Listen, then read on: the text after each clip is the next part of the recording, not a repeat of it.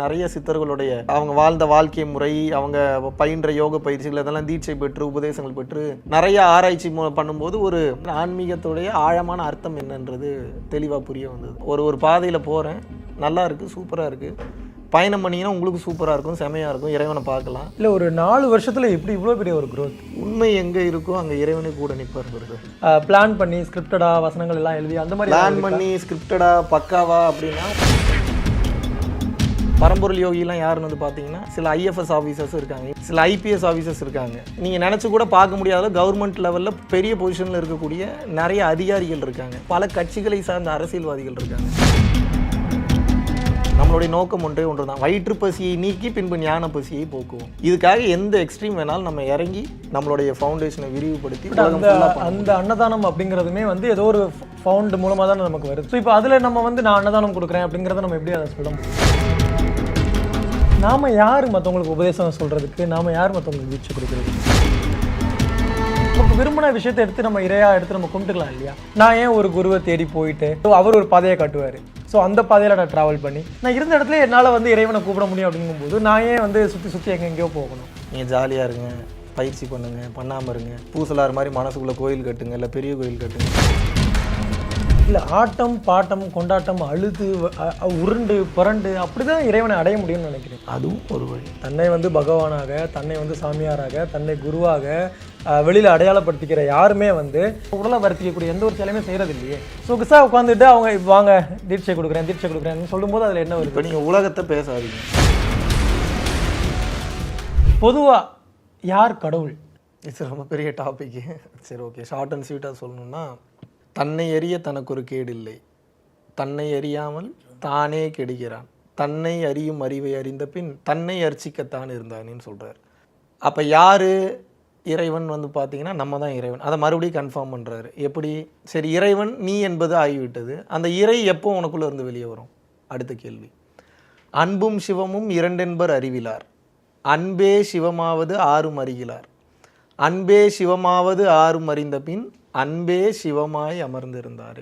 எந்த அளவுக்கு ஒரு மனிதன் தன்னுடைய கேரக்டரை கருணையின் வடிவத்தில் மாற்றுறானோ, கருணை காட்ட ஆரம்பிக்கிறானோ, பிற உயிர்களிடத்தில் அன்பு செலுத்துகின்றானோ, அவனுடைய மனித பிறவி புனிதம் பெற்று அவனது கர்ம வினைகள் அழிந்து அவனது இருள் எனும் மாயை நீங்கி சத்தினி பாதம் அவனுக்குள் நிகழ்த்தப்பட்டு திரை மறைப்புகள் விலகி இறைவனுடைய காட்சி என்பது கிடைக்கும். இதுதான் யோக ரகசியம். இதுதான் வள்ளலார் சொன்னார், சிவானந்த பரமஹம்சர் தான் சொன்னார், அகத்தியர், போகர், புலிப்பாணி, சட்டிமுனிநாதர், காலங்கிநாதர், இரட்டைநாக சித்தர், சிவானந்த பரமஹம்சர், சேஷாத்ரி சுவாமிகள், நிறைய சித்தர்கள் சொல்கிற விஷயம் ஒன்றே ஒன்று தான், தனக்குள் இறைவன் இருக்கிறார். அந்த இறைவனை உணர்வதற்கு பல வழிகள் இருக்கிறது. பக்தி என்று சொல்கிறாங்க, மந்திரம்னு சொல்கிறாங்க, கர்மயோகம் சொல்கிறாங்க, சேவை சொல்கிறாங்க, மூச்சு பயிற்சிகள் மூலிமா, யோக பயிற்சி மூலிமா அடக்கலாம்னு சொல்கிறாங்க, ஃபைனலாக ஞானத்தின் மூலியமாகவும் அடக்கலாம். என்ன நான் வந்து அறியறதுக்கான முயற்சியில் நான் ஈடுபடுறேன், என்ன நானே வந்து அறிஞ்சிக்கிறேன் அப்படிங்கிற ஒரு விஷயம் இருக்குல்ல. அப்புறம் எனக்கு எதுக்கு வந்து ஒரு குரு? அந்த ஒரு கேள்வி பொதுவாக எல்லாருக்குள்ள இருக்குல்ல. தத்துவமசி அப்படிங்கிற ஒரு வார்த்தை இருக்குது, அப்புறம் அகம் பிரம்மாஸ்மி அப்படின்ட்டு இருக்கு, நீயே கடவுள் அப்படிங்கிறது. நானே கடவுளாக இருக்கும்போது நான் ஏன் கடவுள் அடையிறதுக்கு இன்னொரு குருவை தேடி போகணும்? ஒரு குரு என்பவர் யார் அப்படின்னா, இருளை நீக்கி ஒளியை தரக்கூடியவருக்கு பேர் வந்து குரு என்று சொல்கின்றாரு. ஸோ அப்போ குரு என்பது ஒரு மனிதனுக்கு ஒருவர் தான் இருக்க முடியுமான்னு கேட்டால் அப்படி கிடையாது. நமக்கு தெரியாத விஷயங்களை சொல்லி தருபவர்கள் அனைவருமே குரு தான். இப்போ நீங்கள் ரோட்டில் போகிறீங்க, உங்கள் கார் வந்து பிரேக் டவுன் ஆகுது, உங்கள் கார் பிரேக் டவுன் ஆனோடனே உங்களுக்கு எப்படி ஸ்டெப்னி கழட்டி மாட்டுறதுன்னு தெரியல. ஒரு மெக்கானிக் ஷெட்லேருந்து ஒருத்தர் கால் பண்ணுறீங்க, வராரு, வந்தோடனே என்ன வாங்கினேன் நான் பார்க்குறேன்னு சொல்லி தள்ளி வச்சுட்டு பணம் தான் வாங்கிட்டு தான் சர்வீஸ் பண்ணுறாரு. பட் இருந்தாலும் உங்களுக்கு அந்த வேலை தெரில. இப்போ அடுத்த டைம் வந்து நீங்கள் இந்த பிரச்சனை வரக்கூடாதுன்றதுக்காக உங்களுக்கு அவர் என்ன சொல்கிறாருன்னா, ஆனால் அடுத்த டைம் நீங்கள் என்ன எதிர்பார்க்கணும்னு அவசியம் இல்லை, நீங்கள் வந்து உட்காருங்க, இப்படி பாருங்கள், இந்த டூல்ஸ், இந்த எக்யூப்மெண்ட்ஸ் வச்சிங்கன்னா இப்படி இந்த வீலை கழட்டி இப்படி இந்த வீலை மாட்டிடலான்ற அந்த எக்யூப்மெண்ட், அந்த விஷயத்தை சொல்லித்தராரு இல்லையா, அவர் தான் குரு. இதில் இறை சம்பந்தமான விஷயத்தை சொல்லி தருபவர்கள் வந்து பார்த்திங்கன்னா உபதேச குருன்னு வந்து சொல்லுவாங்க.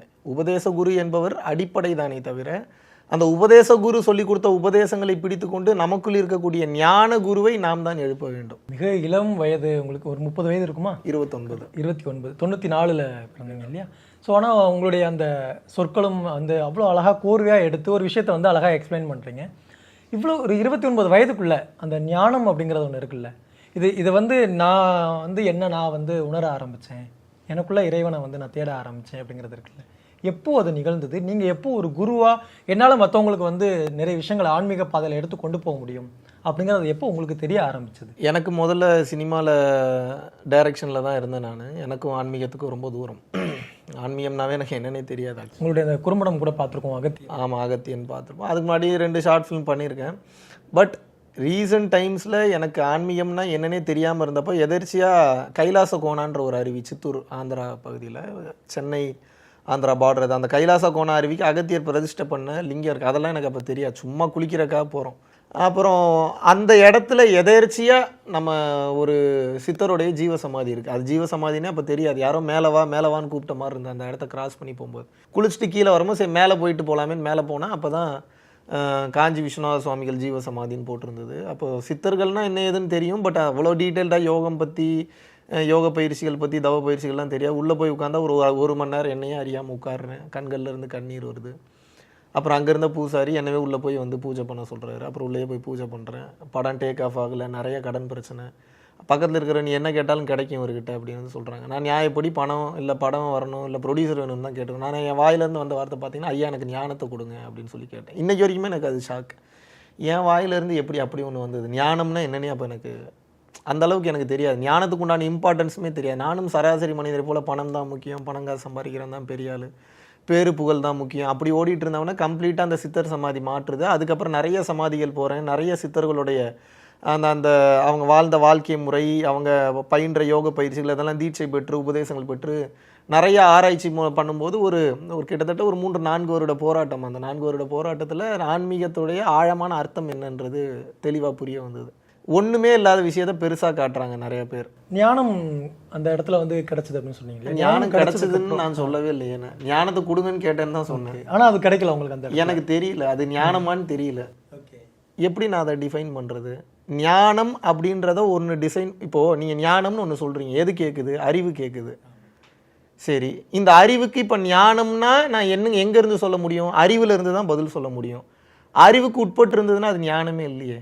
தான் என்கின்ற தன்மை கேட்கின்றது, தான் என்கின்ற தன்மை பதிலும் சொல்கின்றது. தான் என்கின்ற தன்மை கேட்டு தான் என்கின்ற தன்மை பதில் சொல்லும்போது அறிவுக்குள்ளே தான் இருக்குமே தவிர எப்படி அது ஞானம் அடைஞ்சிட்டேன், ஞானத்தை பற்றி எப்படி விளக்கம் கொடுக்க முடியும்? ஞானத்தை பற்றி விளக்கம் கொடுப்பது ஒரு அறிவாளியால் கொடுக்க முடியும் அப்படின்னா ஒரு ஸ்பூனில் ஒரு கடல் அளக்கிறதுக்கு சமம். அப்படி பண்ண முடியாது. ஸோ ஞானம் பெற்று விட்டேனா? யார் பெற்றார்? நான் பெற்றேன். நான்ற ஒன்று வந்துருச்சுன்னா அங்கே ஞானம் இல்லையே. அப்போ இதை எப்படி சொல்கிறது? எப்படின்னு சொல்ல தெரில. ஒரு பாதையில் போகிறேன், நல்லா இருக்குது, சூப்பராக இருக்குது, பயணம் பண்ணிங்கன்னா உங்களுக்கு சூப்பராக இருக்கும், செமையாக இருக்கும், இறைவனை பார்க்கலாம், நிறைய விஷயங்களை உணரலாம், ஜாலியாக இருக்கலாம், நினைத்ததெல்லாம் உங்களுக்கு கைகூடி வரும், இறை அனுபவங்களை பெற முடியும், நினைத்து பார்க்க முடியாத வாழ்க்கை மாற்றங்களுக்குள்ளே உங்களால் போகும். அந்த சந்திப்புக்கு அப்புறம் என்ன நடந்தது உங்களுக்கு? உங்களால் உணர முடிஞ்சதா? நிறைய மாற்றங்களை வந்து உணர முடியுது? ஏன்னா அதுக்கப்புறம் குண்டலினி உபதேசம் பெற்று அப்புறம் பயிற்சியும் பண்ண ஆரம்பிக்கிறேன். நிறைய மாற்றங்கள், 1-2 கிடையாது, வார்த்தைகள்லாம் சொல்லவே முடியாது. இந்த ஸ்பிரிச்சுவல் எக்ஸ்பீரியன்ஸஸை வெளில ஷேர் பண்ணக்கூடாது. ஸோ அதனால் அதை நான் அதிகமாக பேச விரும்பல. ஏன் அப்படின்னா சித்து வேலைகளை காமிச்சு மக்களை ஈர்க்கிற மாதிரி இருக்கும். சித்து வேலைகளை காமிச்சு மக்களை ஈர்க்க நம்ம ஆரம்பிச்சிட்டோம் அப்படின்னா மக்களுடைய ஆசையும் மாறும், சித்து வேலைகள் மேலே தான் போகுமே தவிர முழுமையான ஞானம் மேலே யாருக்குமே வந்து போகாது. சித்து வேலைகளோட பெருசு ஞானம் என்பதை புரிந்து ஞானத்துக்கு பயணப்படணுன்றதுனால தான் பெரும்பாலான உணர்ந்த சித்தர்கள் வந்து ரொம்ப அரிதான இடங்களில் மட்டும்தான் தங்களுடைய சித்து வேலைகளவே காமிச்சாங்க. மக்களை ஈர்ப்பதற்காக அவர்கள் ஒருபோதும் அந்த வேலையை செய்தது. நீங்கள் சொல்கிற அந்த ஞானம் அப்படிங்கிறது அது எப்போ அதை அடையிறதுக்கான அந்த வாய்ப்பு இருக்குன்னு நினைக்கிறீங்க?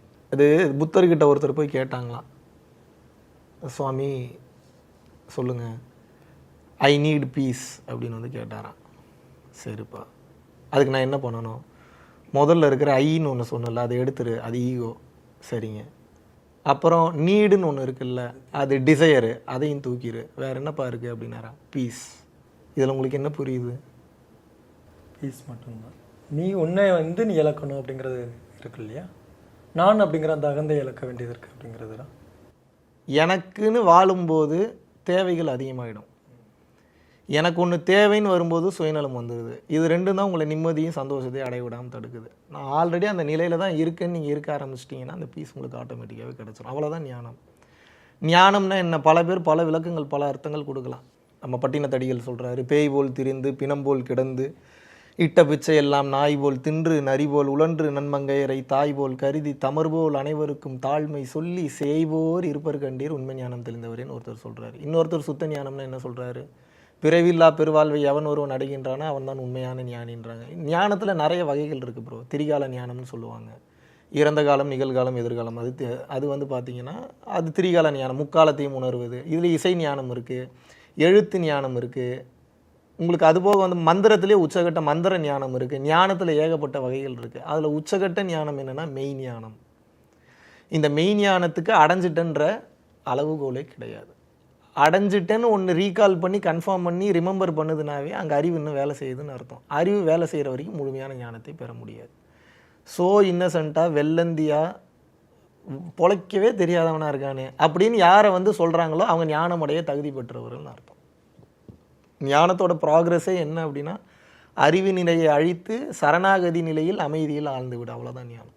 எதிர்பார்ப்பதோ நான் என்கின்ற தன்மையை அடுத்த கட்டம் கொண்டு செல்வதோ எதுவும் ஞானம் இல்லை. இருந்தாலும் இப்போ நம்ம வீடியோஸ் போடுறோம், பேசுகிறது வீடியோ எடுத்து போடுறோம், அன்னதானம் பண்ணுறது வீடியோ எடுத்து போடுறோம். இதெல்லாம் ஏன் வெளிப்படுத்த வேண்டிய சூழ்நிலை இருக்குன்னா யாரோ ஒருத்தர் இன்றைக்கி வெளிப்படுத்தி தானே ஆகணும். இப்போ ஆழ்ந்த அமைதியில் தான் இப்போ ஞானம் இருக்குன்னு நான் சொல்லிட்டு வந்ததுலேருந்து நீங்கள் கேட்குற கேள்விகள் நான் அமைதியாகவே இருக்கிறேன். நான் ஞான நிலையில் இருப்பேன், ஹாப்பினஸில் இருப்பேன். உங்களுக்கு என்ன பதில் கிடைக்கும்னு நினைக்கிறீங்க? இப்போ ஒரு 4 பேருக்கு தெரியணும்னா பேசி தானே ஆகணும், யாரோ ஒருத்தர் பேசணும் தானே. ஸோ அப்படி பேசி வெளியே வந்தவர்கள் நிறைய விஷயங்களை நிறைய இடத்துல கொண்டு போய் சேர்த்துட்ருக்காங்க. அந்த வகையில் பரம்பொருள் ஃபவுண்டேஷனும் ஒரு யூடியூப் சேனலை ஸ்டார்ட் பண்ணி எதர்ச்சியாக ஸ்டார்ட் பண்ணுது.